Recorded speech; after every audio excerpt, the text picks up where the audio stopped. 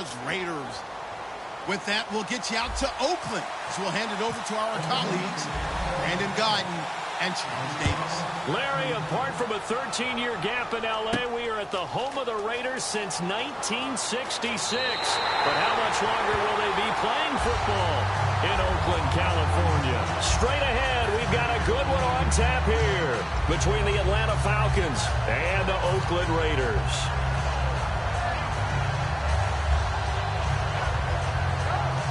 Very tough spot here for the offense to start. They come out here in the eye. Defense really showing respect to the deep ball here, playing off the receivers.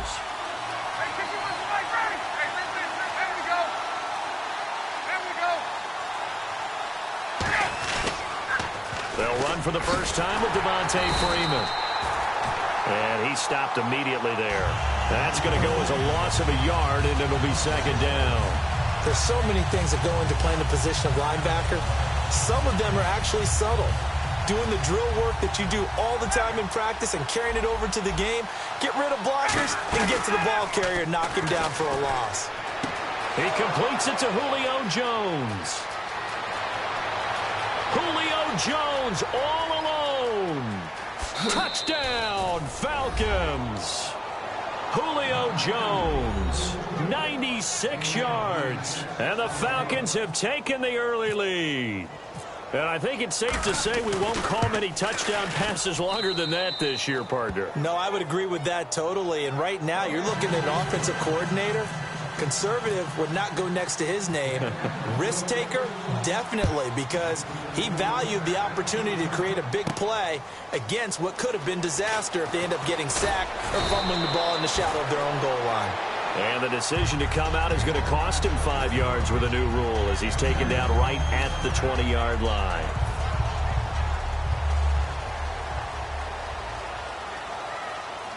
Murray the lone setback.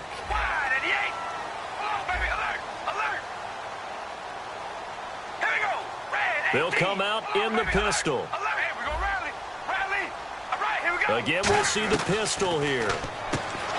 And he fires one that's intercepted. Ricardo Allen with a pick. And his guys are going to get the football at the 23-yard line. Now the Falcons offense gets ready to head back onto the field. And they'll just simply be looking to build off the confidence of the last time out where they scored a touchdown. Then confidence is powerful, isn't it? When you've scored once, you feel like you can go back out there and get it done again.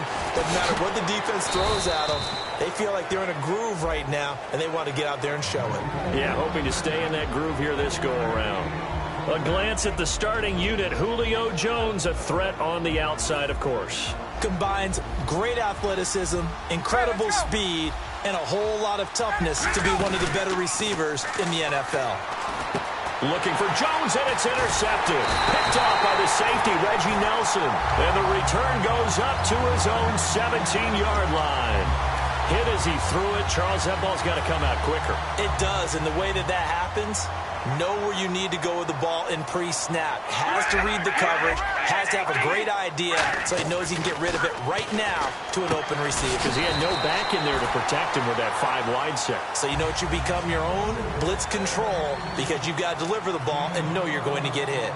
When you execute a drag or a crossing route really well and give them a chance to let it develop a little bit, you can gain some significant yardage hitting your tight end on that one. Now a first carry for Latavius Murray.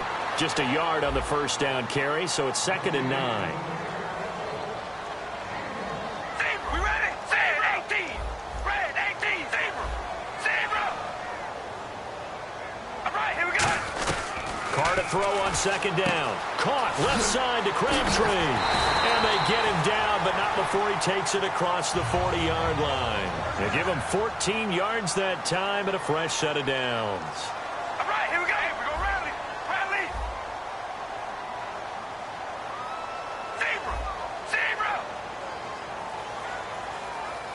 Here we go. We're going to rally.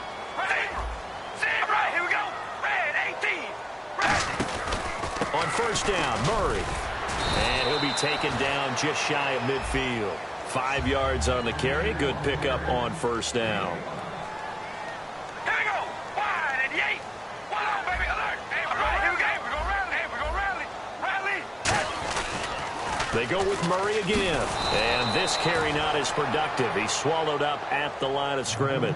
They'll lose a yard, and it brings up third. There's so many times during camp and practice that you get bored as a player doing regular drills. But how about that shed and skate drill right there by the linebacker? You do it each and every day. Get the blocker away and get into the backfield and make a big-time tackle. That's what we just saw.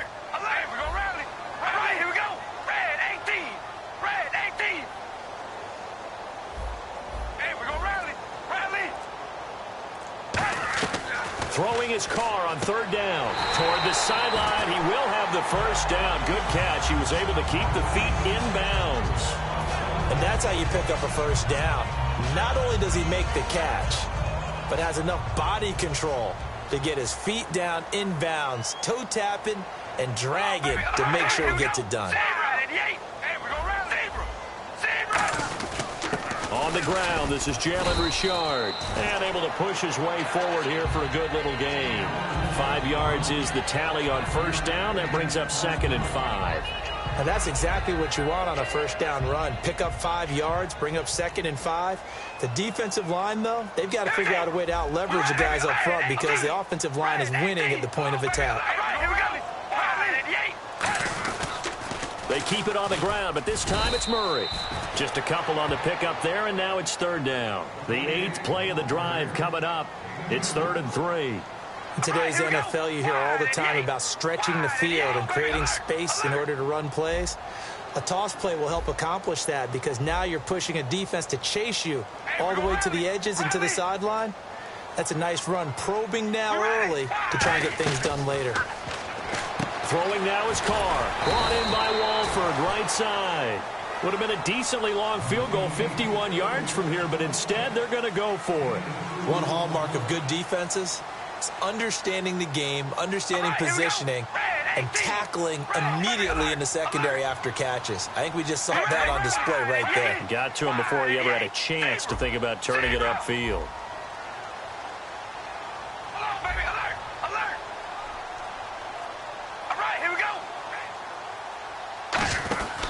They're going to run it with Murray. And he'll maybe get back to the line of scrimmage, but no more than that. Latavius Murray unable to lower those shoulders and get the first. And this 10-play drive winds up yielding nothing.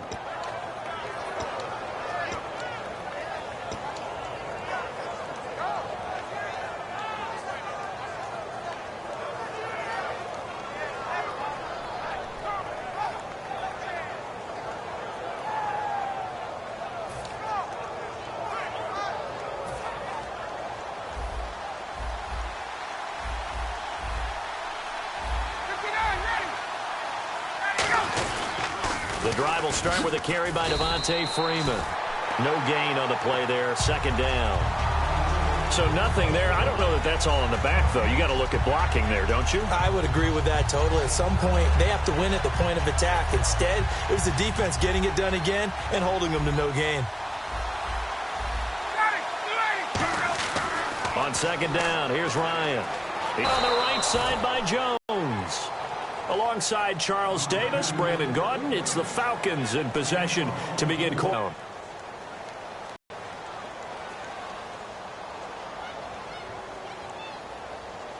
So after that big play, let's see if they can catch their defense maybe on their heels.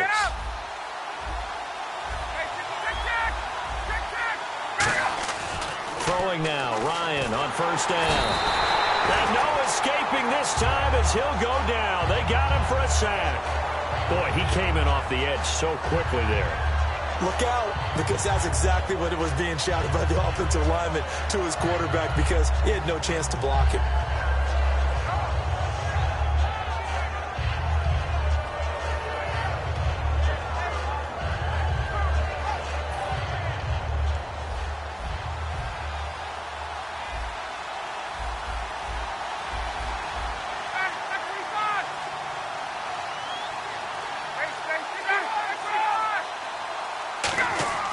On 2nd down, Ryan. Oh, the ball comes out on the hit, but they'll say it's incomplete. The Pro Bowl wideout Julio Jones is intended receiver, and it's 3rd down. It's a tried-and-true formula, and I don't think it'll change for as long as we play football.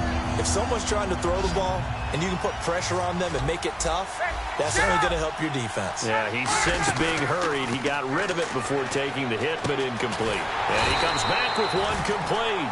I still remember the first time I saw Julio Jones play in college, and then I got it confirmed at the NFL Combine.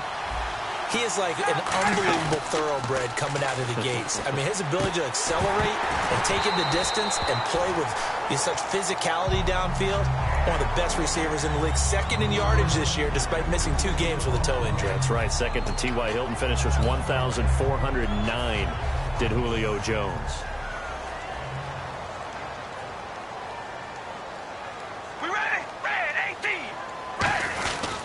Here's Murray now as they run it to start the drive. And he'll lose yardage on the play back at the 37-yard line. It's a loss of a yard there, and now second down. Well, on that play, the expression, don't blink, you might miss something, certainly applied. That was fast. Defense diagnosed the play, and it was over in a heartbeat. That was second down run for Murray. And getting this just shy of midfield, they'll spot it at the 49. Give him 12 yards on that one. It earns him a fresh set of downs. Well, how many times do we say in this game that speed kills, and it does it in so many different ways? In this case, you got a back who's quick and shifty, can make moves, make people miss, but also gets to and through a hole before it can close down. That's some of the benefits of that speed, not just outrunning people in the secondary. That led to a really nice game. They pitch it out to Murray, and he might have got this across midfield, not by much. They'll mark it down at the 49. 2 yards on the pickup there. It'll be 2nd and 8. Tough day, tough sledding right there, and it's been that way the entire game. Not a whole lot of room to ramble for him. Yeah, you're right. It's been that way all afternoon. Didn't get a whole lot better there.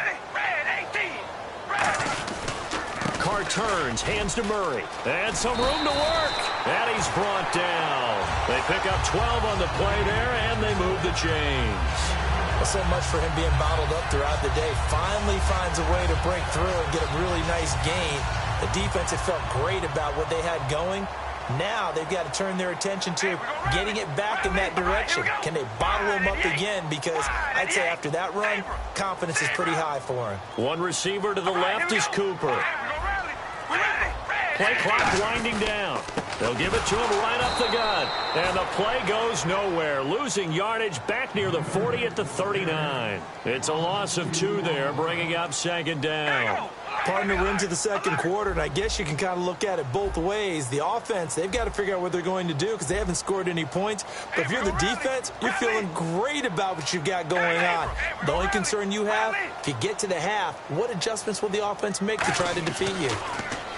Now Carr under a heavy rush, and down he goes. They dial up the corner blitz that time, and it delivers to the tune of a 9-yard loss.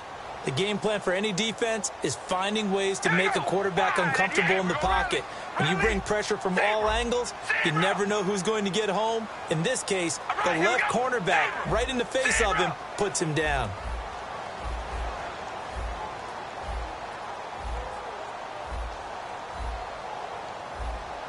And with that, it's 2-minute warning time here, the NFL on EA Sports.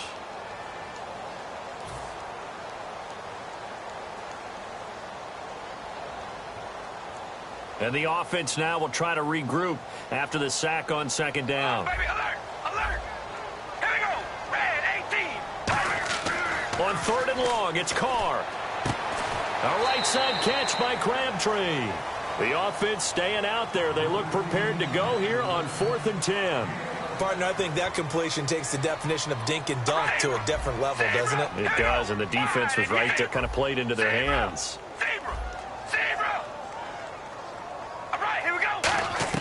They'll go for it. It's Carr. And it is incomplete. Well, throughout the year, I've occasionally asked you for your MVP pick. Now that we've seen the entire regular season, who's in the mix? Well, Brandon, I think Zeke Elliott and Dak Prescott will go in as a duo, and that'll probably knock each other out of the race.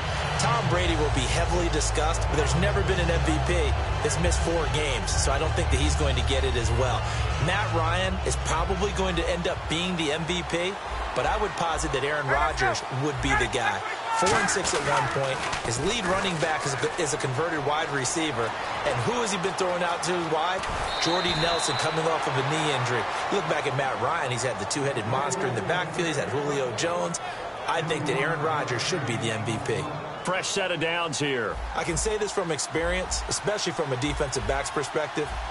There's not many things more terrifying than a toss sweep or a pitch play and all that beef out in front of the runner. Yeah, I had an old coach say 3 words on those plays, toss or pitch. Set the edge. Heard him over and over. A lot of times they roll the edge, and when they do that, that's why you can go for a long way.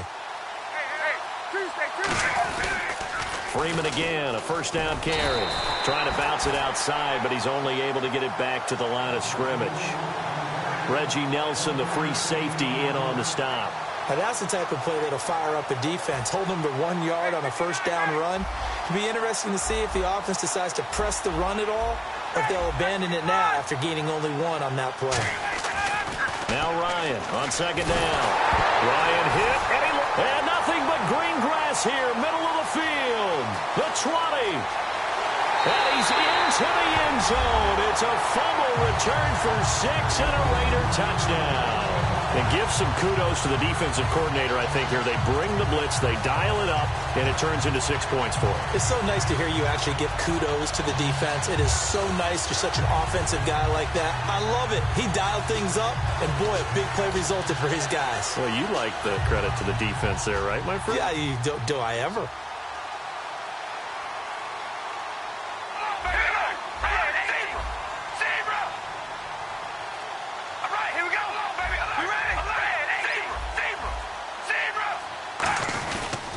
Now they'll run. Murray.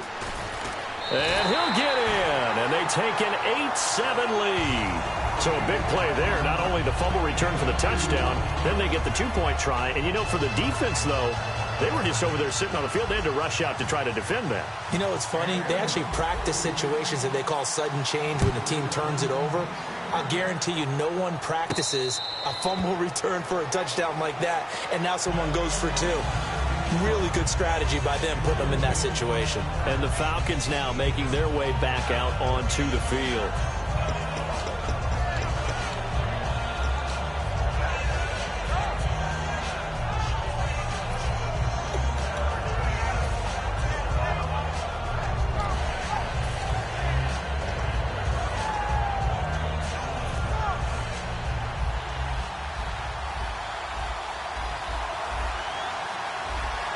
Shift together here from the D-line. Here's Ryan to throw. And Jones has it over the middle. And they're going to get this one all the way out across the 45. So in the second quarter, he's already up over 100 yards receiving now. And isn't 100 the magic number for a really good game for a receiver? So he got a chance to really shatter that and have a profound effect on this game. And his throw is incomplete. Now, partner, something we're going to have a little while to debate, but let's go ahead and take a peek at the draft order. Browns, of course, will get the first pick in the draft. San Fran, Chicago, Jacksonville, and then Tennessee will actually have number 5 and number 18. All right, let's take a quick look at these. Cleveland, San Francisco, Chicago. All of them have starting quarterbacks, but will they be in 2017? I doubt it. I think they'll have decisions to make about who's going to be their quarterback, and maybe that comes through the draft. Then you get down there to number 4, Jacksonville. Blake Bortles should be solid in there, but with this season where he seemed to regress, whoever is the new head coach will have a decision to make there. And then how about, as you mentioned, Tennessee at 5-18, an excellent season for the Titans this year. They're making a push for the playoffs in 2017. And, of course, the 5th pick that they have is the slot held by the Rams.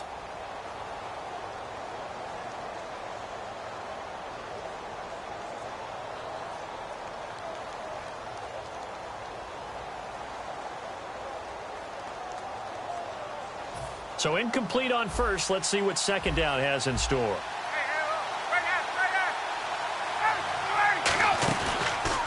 It's Taylor Gabriel.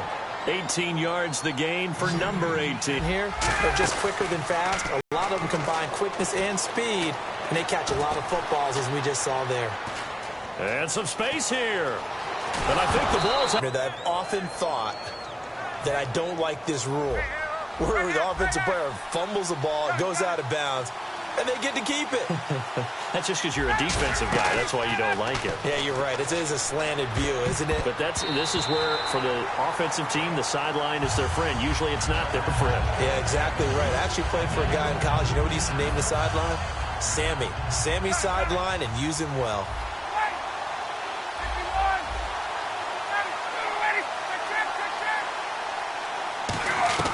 Second and 10 now. Ryan. Getting it out left side to Sanu. And down inside the 15 he goes. Now hold everything here. We're going to get a timeout by the offense. So that means they're down to one remaining here as we head toward halftime. Now whistles and the Raiders are going to signal for a timeout. It's just their first, so they'll have two remaining here before we get to halftime.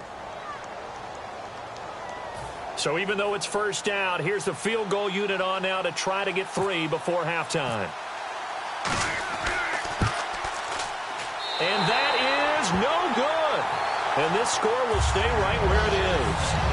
Boy, you sure don't see that too often. I guess you can't really call anything a gimme, but you figure with his track record, that's a sure thing. But it turns out it's not the case.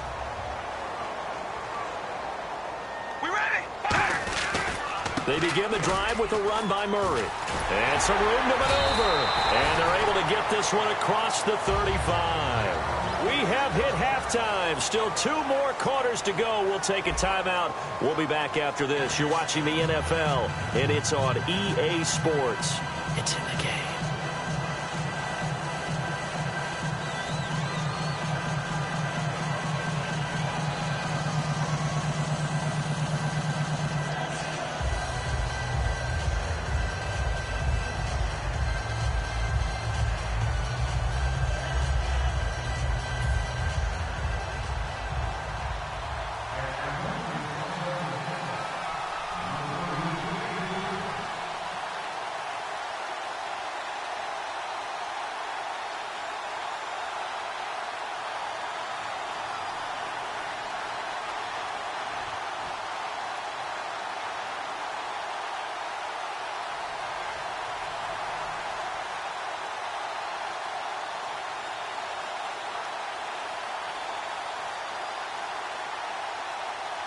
So both teams have their marching orders, and we'll get going again here in quarter number 3.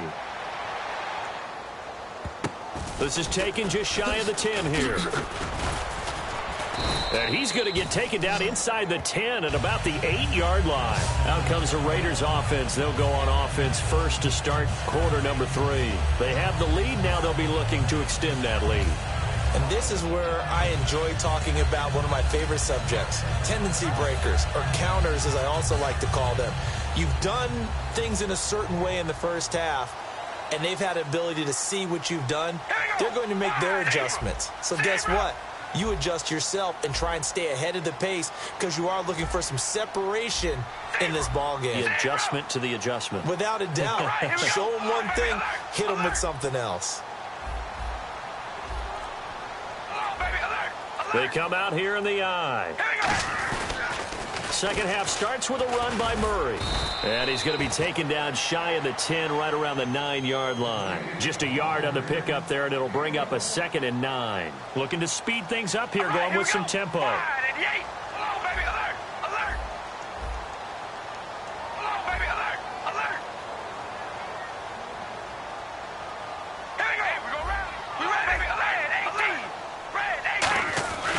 Again, it's Murray. And he's going to be met at the line of scrimmage and taken down. Back-to-back 1-yard runs here, so that leaves him with a 3rd down and 8. Well, I think we know by now that every run is not going to be broken and get all the way to the end zone. But these short ones still have their value. You can still set up your play action and throw the football. You control the clock because you have the ball and they don't. And there he goes, Amari Cooper. And all the way in. Touchdown, Oakland. Amari Cooper, 89 yards. And the Raiders add 6 to their lead. Partner, you know the real key is to stopping a good passing attack? You tell me. Being able to tackle as soon as a guy catches a football. Didn't work out there. No, because when you give up the big run after catch, the rack yardage, that puts your defense in a big-time stressful position. A lot of rack yardage and a touchdown there on the big play.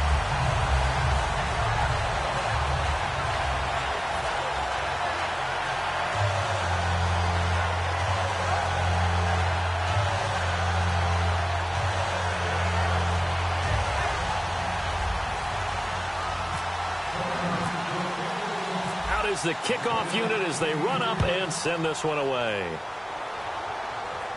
This will be fielded on the back line of the end zone.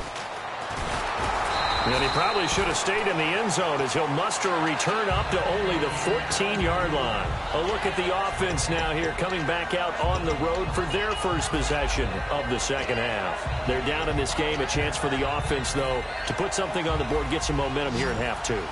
Try and get things kick-started for them. And you know at the half, they discussed how they were going to get that done. This is where scripting comes into play a lot of the time. How many plays do you script coming out of the second? Most of the time in the first half, you're scripting 12 to 16. I think in the second half, you're really scripting more like 8 to 10. Kind of a starter or an opener, whatever terminology they use. Just something to get you off to a quick start. Well, as we sit on the eve of the playoffs, interesting note, first time since 2003 that both Super Bowl teams from the previous year have not made the playoffs. That leads me to this question. Who's the biggest underachieving team of this season? Well, I would start with Carolina. They were 15-1 last year, and while they were the runner-ups in the Super Bowl, we fully expected them to make a run back towards it this year. I'd say also, if you stick with that, Arizona. Now the defense loses him. It's complete. Touchdown, Falcons. Julio Jones, 85 yards. And now the Falcons are within a 2-point conversion of tying up the game. I know Paul Revere talked about by land or by sea, right? You know, 1 by land, 2 by sea. He didn't mention air because right now we're seeing a big-time performance, aren't we? That's 2 touchdowns so far in this game. Where'd you pull that one from? And, you know, every now and then I actually listened in history class. And you're just a scholar all the way around. You're reading all the time. I like that you fit that into the broadcast. You know, I just grab a nugget when I can. And the hands team for the Raiders able to secure it. The risk-reward of the onside kick. When you don't get it, the risk comes out to play, and here they gave up great field position. And that's the key to everything because you're trying your best to press advantages when you have them, and field position leads you to that type of play calling, and whether you want to blitz or whether you want to throw the ball deep, those types of things. Now they've given up that type of field position, the advantage is switched to their opponent. And he'll take it inside the 40 to the 39-yard line. It's a pickup of 4, and it'll bring up second down. And the offense moving quickly to the line. Not a run that you're going to write home about, but still a good first down run. That's what an offense calls staying on schedule.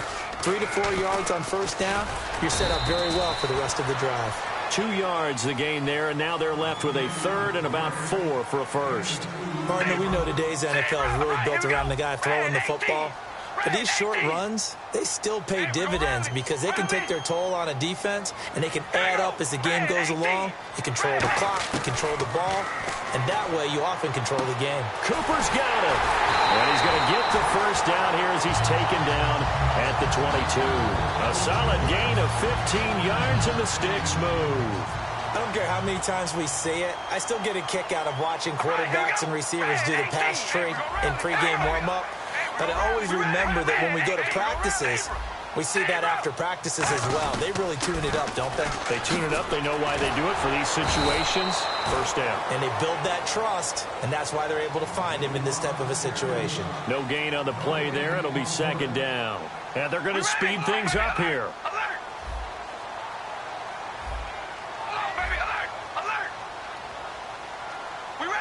Another pistol look here. Carries piling up. It's Murray again. And nowhere for him to go again. He'll get back to the line of scrimmage. That's it. And they'll lose a yard that time, and that's going to lead to a third down. They tried to run the counter, just that the defense wasn't fooled. And when they're not fooled, you see the end result. Because what you're doing there, you mentioned the counter. You're using your offensive linemen sometimes to pull or move, to influence the defensive front, to go in that direction and create the space back in the other side and block it appropriately. But you're exactly right. Didn't move him. Sat there waiting for him and made the play. And the 38-year-old vet able to split the uprights And that will break our tie and give them a 3-point lead. So it's a 7-play drive, but it stalls out in the end. Let's credit the defensive front seven. They were a little leaky at the start of the drive, but they stiffened toward the end. This will be fielded on the back line of the end zone. And from back there, a wise move. He'll just sit on this one, and it'll come out to the 25. Now the Falcons offense, they get ready to head back out here. Last time they were out, they scored. Still trailing here, though, so some work to do. But it's okay in terms of mindset. Because they scored the last time, they're not quite as worried about being down on the scoreboard because now their confidence is a little bit higher. They feel like they've got something going, and they feel like they can attack again and put more points on the board. Are you scoreboard watching if you're the offense, or are you just focused on this drive? We wouldn't be telling the truth if we said that they didn't scoreboard watch. Everyone does it to some extent. But you've got to set it aside right now and just focus on this series. That'll take care of the scoreboard if they punch it into the end zone. Well, you know what we need to do? We need to give a hat tip to two guys that are riding off into the sunset. Steve Smith and Robert Mathis both have announced the end of their careers. Let's start with Robert Mathis. You see all the tributes coming from around the league. Everyone talking about what an exceptional pro Robert Mathis has been throughout his career. And the guy has over 120 sacks in his career as well. And how about Steve Smith? Came into the league as a punt returner and became a WR1. How about that? One of the all-timers. I think both of them are going to merit Hall of Fame consideration, and both of them should get plenty of votes. Now Ryan. They'll set up the screen for Freeman. And a nice gain of 21 yards. And Brandon, from our time in college football, where receivers weren't running the traditional NFL route tree, one thing they did learn, find open areas, find soft spots, and set up and catch the ball. And I think we just saw that there. Yeah, we saw that indeed, picking up the first. Trying to lay one up deep. And they went big on first down. Proves unfruitful. I know exactly why I tried to throw the ball to Julio Jones there. He's never considered covered. He's either too fast or too strong. You always try and get it to him. Especially on those deep passes.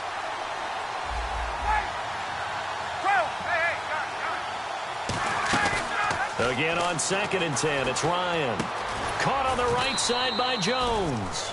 And he's brought down. Give him 10 yards on that one, and that'll earn him a fresh set of downs. And with that last play, he's now up over that 300-yard mark. And in today's NFL, it almost feels routine. And I hate that when you talk about a 300-yard passing game.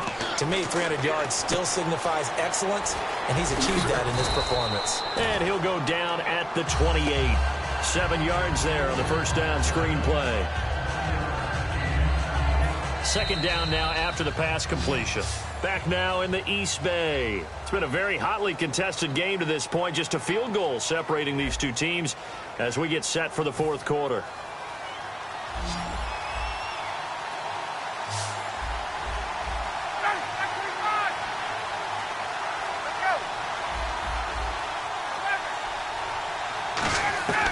Ryan will throw again. He's going to leave this for his running back. It's complete.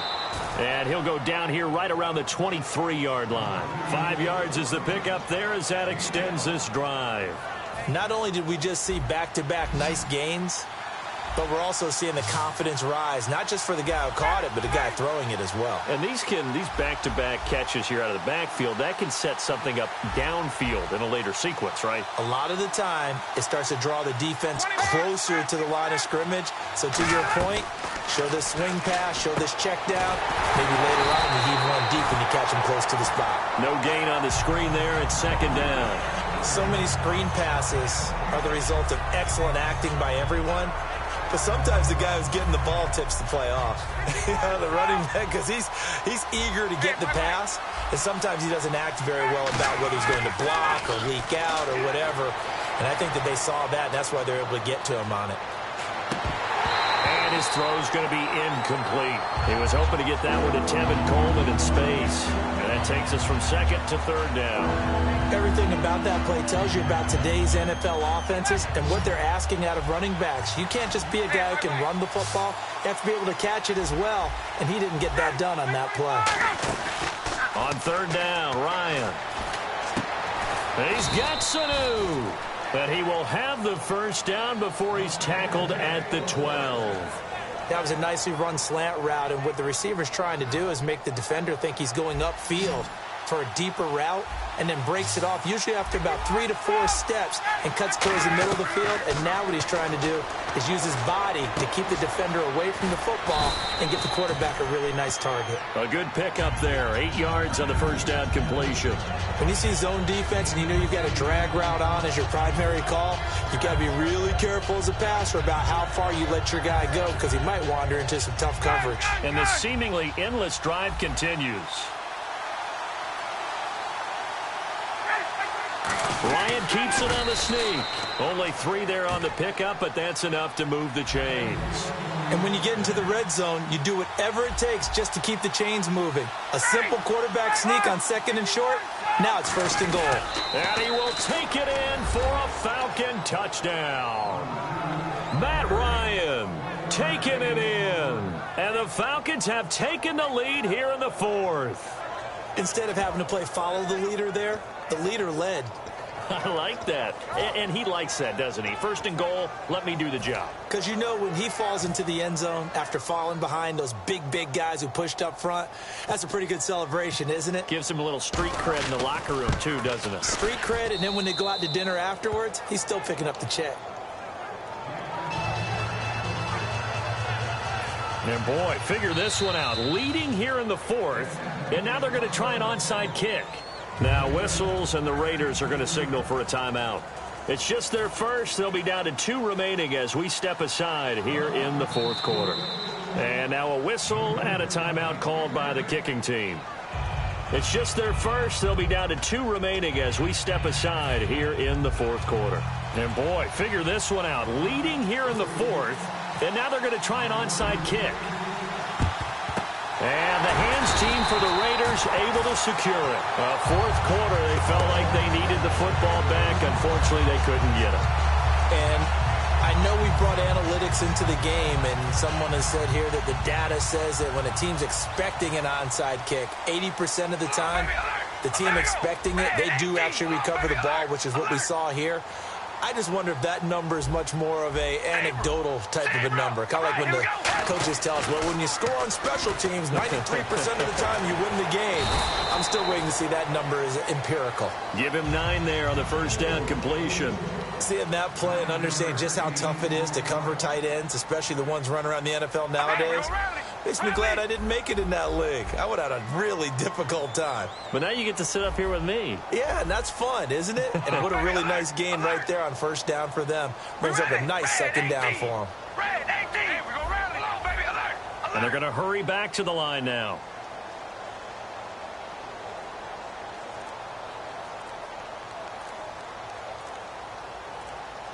They'll need to get the play off quickly. Now Carr going to give to Olawale. And this time not quite to the 30. He'll be down at the 31-yard line. Let's face it, you always want a team full of guys who can get you first downs and big plays of all styles, but you've got to have a big man. You can just turn and hand it to, and he can be dependable in picking up first downs.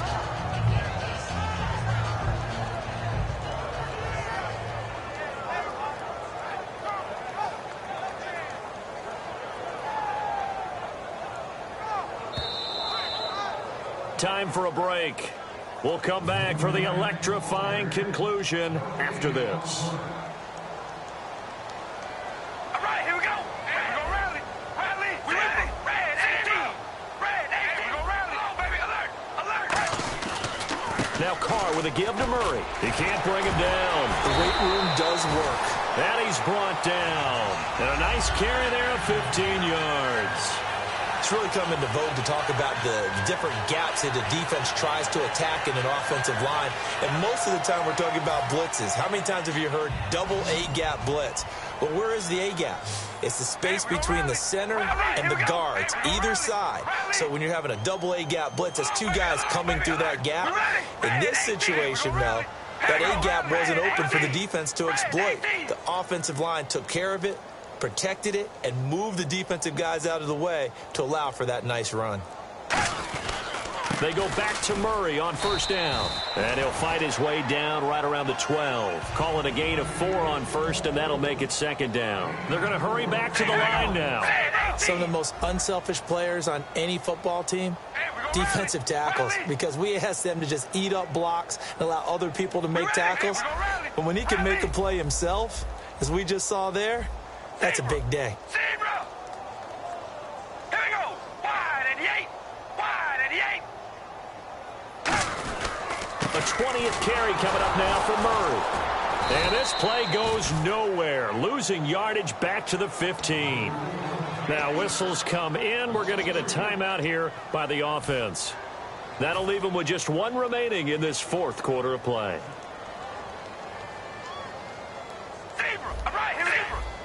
One receiver to the left is Cooper. Back to throw. And this is going to be incomplete. Amari Cooper, the intended target. And it's fourth down. And that was a nice play. He knocked it away, but obviously you want the interception in this situation. You want to take away any chance that they have any decision to make on fourth down. But things happen so quickly in the end zone in this compressed area of the field that you're just happy to knock it away and not allow a touchdown. Down 4 late. Got to go for it here on fourth down. We ready? Wide and Now Carr, got to have this one. It finds Crabtree for the completion. And he is in. Touchdown, Raiders.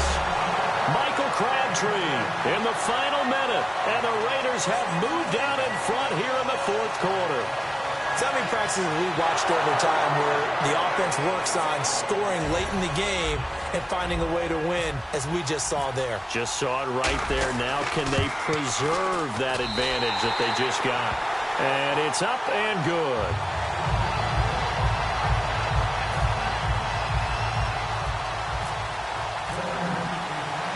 On as the Raider kickoff unit now as they will send this one away. And no return on this one as the fair catch is signaled for and taken. Here comes the Atlanta offense now ready to take over here. They only need a field goal. Obviously, the clock a huge factor. They'll be watching that. What do they need to do here, Charles? Your sequence of plays has to get you out of bounds. Completions, get out of bounds, gain some yardage. Then when the clock hits 7 seconds or left, now you've got a decision. Are you in field goal range or is it? It's caught inside the 25. A big play there. Ryan to Jones. 52 yards. And at this stage, down in the second half, looks like they just wanted to find a way to get it in the hands of their playmaker, and they did. I think you're exactly right. I don't think the coordinator's looking at his play sheet and trying to figure out which play will. Now hold everything here. We're going to get a timeout by the offense. That'll leave them with just one remaining in this fourth quarter of play.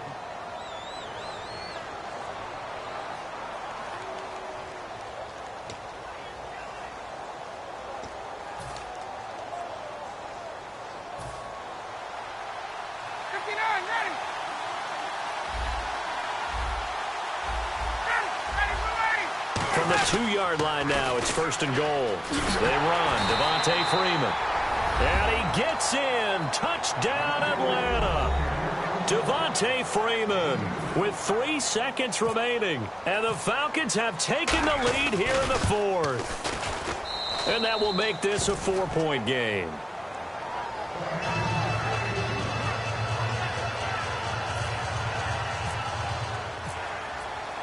Now after the touchdown, it's Bosher to kick it away.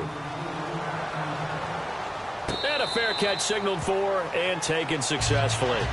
And now Oakland ready to take the field. They have time here, partner, for just one final heave. And I have to look at it from the defense's perspective here. We know what they're going to do on offense. The Hail Mary, try and get guys down there and throw it in the end zone, tip it around and catch it. You've got to have guys back there to defend that, but also you can't allow the quarterback as much time as he wants to set up and throw it. Maybe you bring a little extra pressure to make sure he gets rid of it quicker. A little bit of a cat and mouse game. We'll see if they bring that pressure. Nowhere to escape, and he goes down. Well, we saw a close game that kept us on the edge of our seats down to that final whistle. And right before that final whistle, defense with one last exclamation mark there, getting the sack to end it. I love how you phrased it because we were waiting to see what would happen. Obviously, we thought something would happen downfield. Instead, it happens in the offensive backfield, and that's your ball game.